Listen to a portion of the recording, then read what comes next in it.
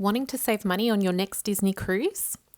We just saved over $2,000 on our last Disney cruise. Let me tell you how we did it.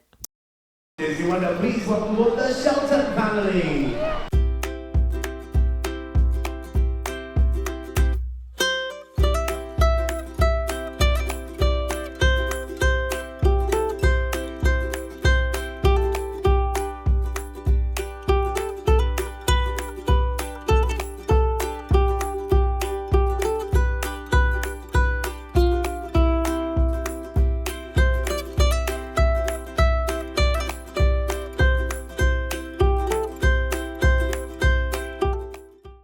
Hi friends, welcome back to our channel. My name's Naomi and with my partner Phil and our daughter Georgia, we love to explore the world around us, both near and far from our home of Melbourne, Australia.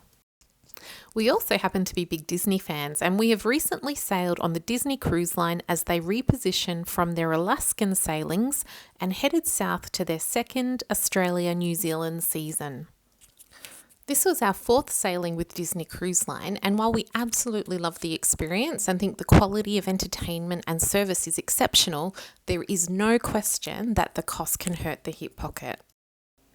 In this video, I am going to tell you how we saved literally thousands of dollars on our fare and then give you 3 pros and 3 cons of booking your fare this way.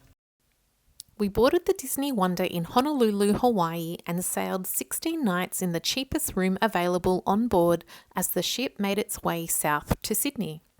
I've vlogged the entire trip and will leave a link to the series in the comments if you're interested in the itinerary or our experience. Spoiler alert, we loved it. Let's dive in.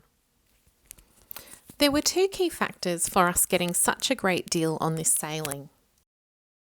The first factor is that this cruise was a repositioning cruise. Repositioning cruises are common in the cruise industry and are a one-way fare that moves a cruise ship from one destination to another. At the time of filming, the Disneywonder has 3 key itineraries in their annual schedule. From March to June, they sail their Mexican cruises based out of San Diego. Around June to September, they sail their Alaska-based itineraries out of Vancouver, Canada. And then for the last 2 years, Disney has sailed from October to February sailings from Australia and New Zealand, with key ports being Melbourne, Sydney and Brisbane, and Auckland, New Zealand. The Disneywonder had 2 legs to their repositioning from Vancouver, Canada to Sydney, Australia, with a 9-day sailing from Vancouver to Honolulu, and then a 16-night sailing from Honolulu to Sydney. Repositioning cruises are a great way to get a discounted fare as the itineraries tend to be longer and are often not fully booked. On this cruise, we learnt that the cruise capacity was just over 50%. I'll be sharing more about repositioning cruises and some key points to be aware of before booking a repositioning cruise in an upcoming vlog.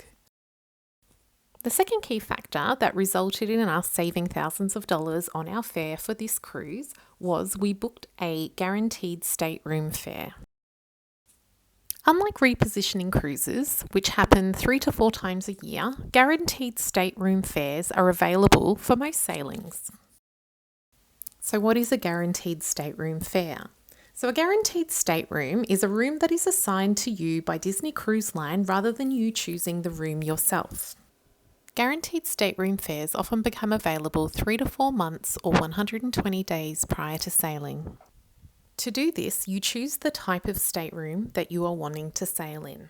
Disney has the option of a guaranteed inside stateroom, a guaranteed ocean view stateroom, and a guaranteed veranda stateroom. You don't find out the exact stateroom you're sailing in until about 2 weeks prior to your sailing date. Okay, now we've told you the 2 factors that resulted in us getting a significantly discounted fare. Let me break down and tell you about our stateroom and how much it actually cost us. Now, I should note that we did not initially intend to book a guaranteed stateroom fare, but by the time that we had decided that we could make the cruise work with our work and school schedules, the guaranteed fares were already available. And once we saw the savings that we could make, we decided to go all out and literally book the cheapest room on the ship.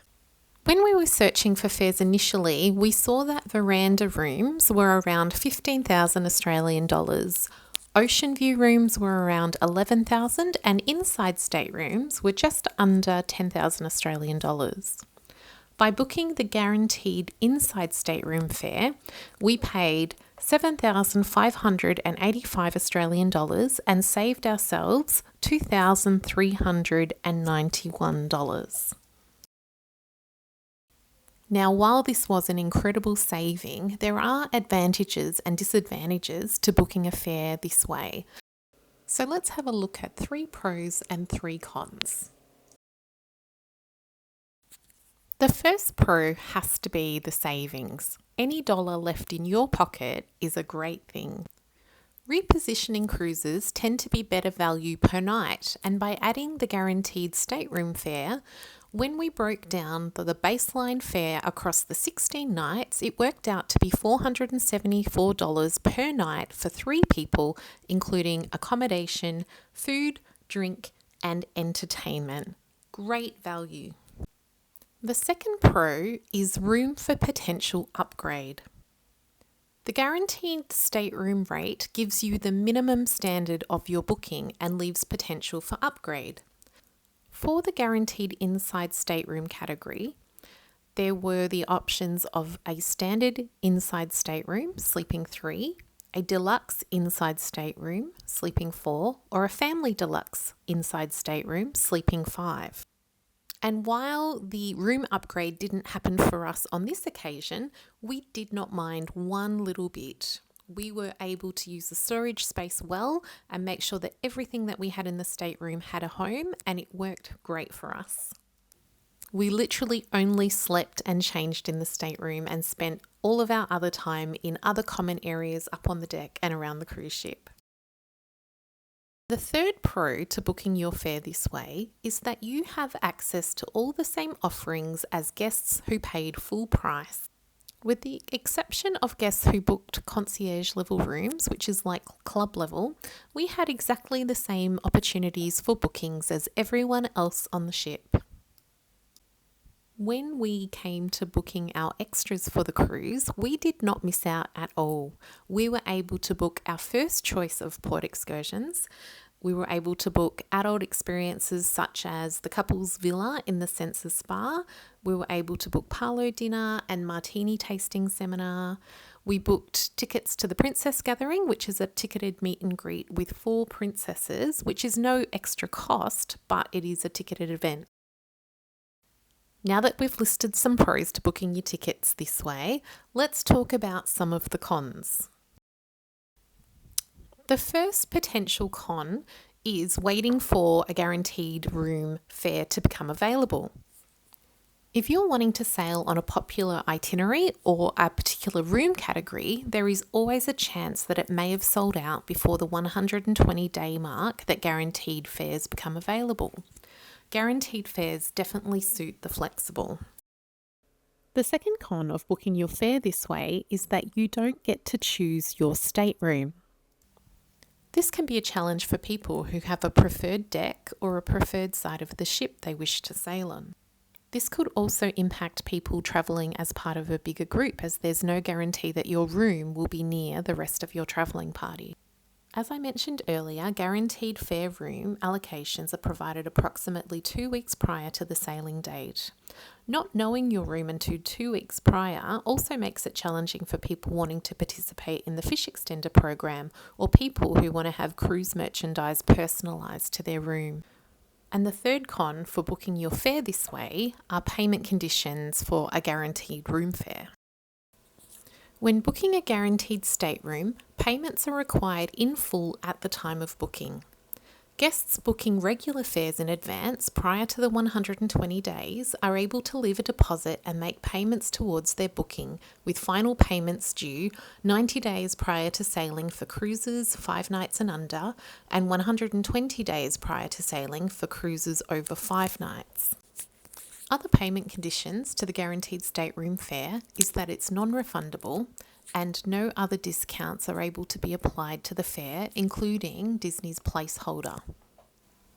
So there you have it. That is our story on how we were able to save thousands of dollars on our last Disney cruise and the pros and cons of booking it that way. Overall, it was 100% worth the savings for our family and we had the best time on the cruise. I hope this inspires you to look out for ways to make the most of your future cruises. I will link our Trans-Pacific cruise vlogs below and make sure you keep an eye out for our review on the Trans-Pacific cruise, where we break down the key points to consider before booking a repositioning cruise. Please consider subscribing to our channel for future content. Thanks so much for watching and we'll see you next time.